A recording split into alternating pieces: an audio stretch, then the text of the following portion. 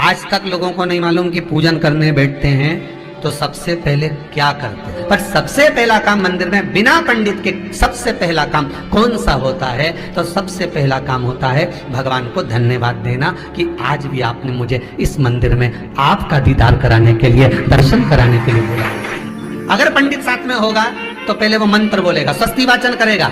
स्वस्ति वाचन करने में उसको अर्थात भगवान के लिए भी प्रसन्नता और आपके लिए भी प्रसन्नता। पर आपके पास कोई ब्राह्मण नहीं, आपको कोई स्तुति नहीं आती, आपको कोई मंत्र नहीं आता, आपको कोई साधना नहीं आती, आपको कोई तप नहीं आता, पर आप इतना तो कर सकते हो कि भगवान के मंदिर में जाकर उनको धन्यवाद दे सकते हो कि तेरी कृपा है जो मुझे चलकर यहां तक बुला लिया, 2 कदम चलाया, यहां तक बुलाया, ये तेरी कृपा है। और बड़ी कृपा करी जो डलिया भर के पूजन का सामान भी लाई, बड़ी कृपा करी जो दूध भरकर भी लाई, बड़ी कृपा करी जो कलश भरकर भी लाई। कितने लोगों का फायदा है कलश भरकर मंदिर ले जाने में? देखिए जरा कितने लोगों का फायदा।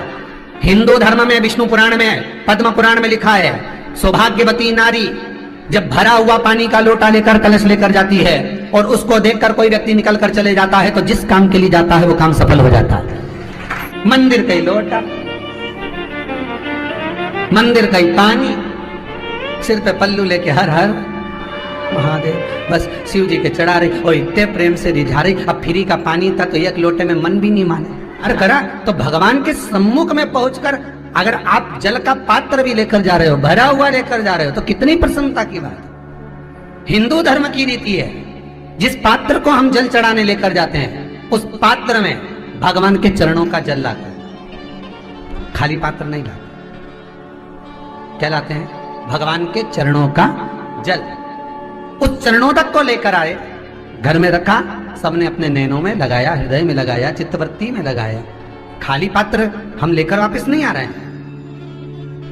शिव मंदिर में जब जब जाओ, जल चढ़ाने के लिए जाओ, पात्र तुमने शंकर जी को पूरा पानी चढ़ा भी दिया तो शंकर के चरणारविंद का थोड़ा सा जल पात्र में डाल के भले 2 बूंद लाओ, 4 बूंद लाओ, इतना सा लाओ, पर लाओ और उसको पूरे परिवार के नेत्रों में जब लेकर आए हो चरणों तक तो लगाओ। पर खाली पात्र नहीं लेकर आए। खाली पात्र लाने में ध्यान दीजिए, जब आप पूरा जल समर्पित कर देते हैं, जल समर्पित भी पूरा करना है। भगवान को चढ़ा रहे हो तो पूरा समर्पण होना चाहिए, पूर्ण समर्पण। इसलिए शंकर भगवान को अधूरा समर्पण नहीं, इसलिए श्रीफल भी पूर्ण चढ़ता है। शंकर जी के मंदिर में श्रीफल नहीं फूटता, पूर्ण श्रीफल। बेलपत्री भी पूरी, चावल का दाना भी चढ़ेगा तो आखा, फल भी चढ़ेगा तो आखा, फूल भी चढ़ेगा तो आखा।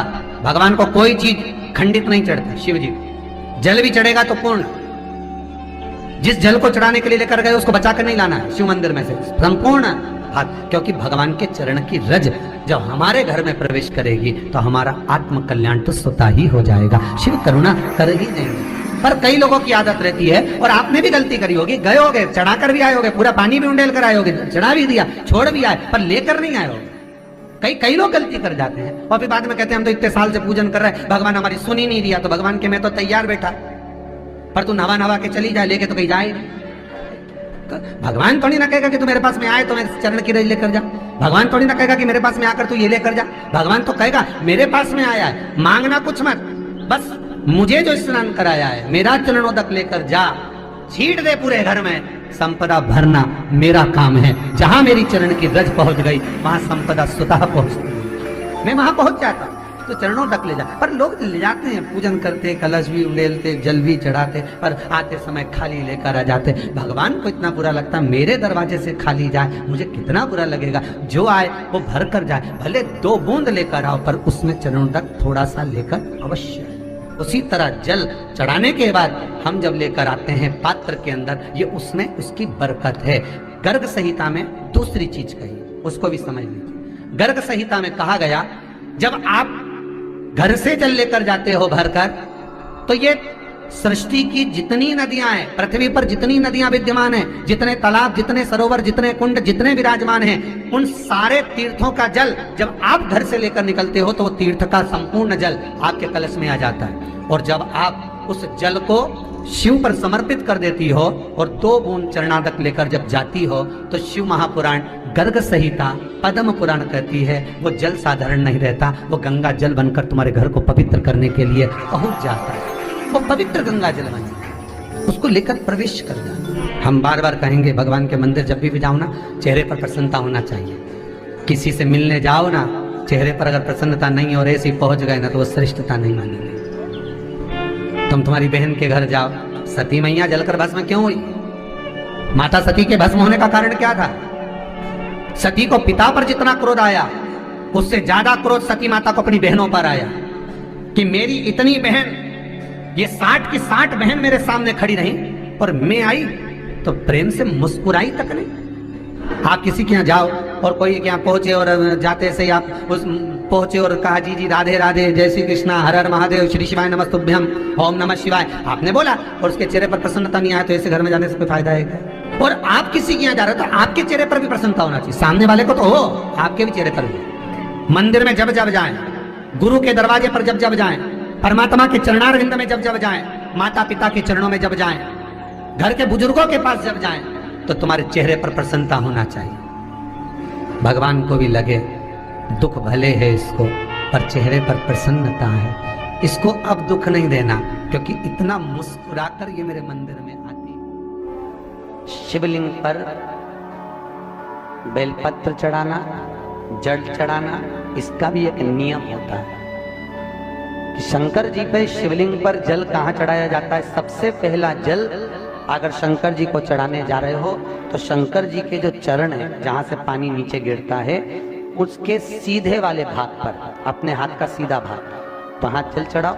फिर जहां लेफ्ट भाग है वहां जल चढ़ाओ। जहां शंकर भगवान का शिवलिंग रखा हुआ है, तीसरे नंबर का जल वहां चढ़ाना चाहिए। चौथे नंबर का जल भगवान शंकर के शिवलिंग पर चढ़ाना चाहिए। पांचवें नंबर का जल ऊपर अगर जलाधारी लगी हो तो उसमें चढ़ाओ, नी हो जलाधारी तो भगवान शंकर का जहां नंदी बैठा है, नंदी का एक पांव ऊंचा रहता है, उस पांव के पास में जल चढ़ाना चाहिए। पांव जल जल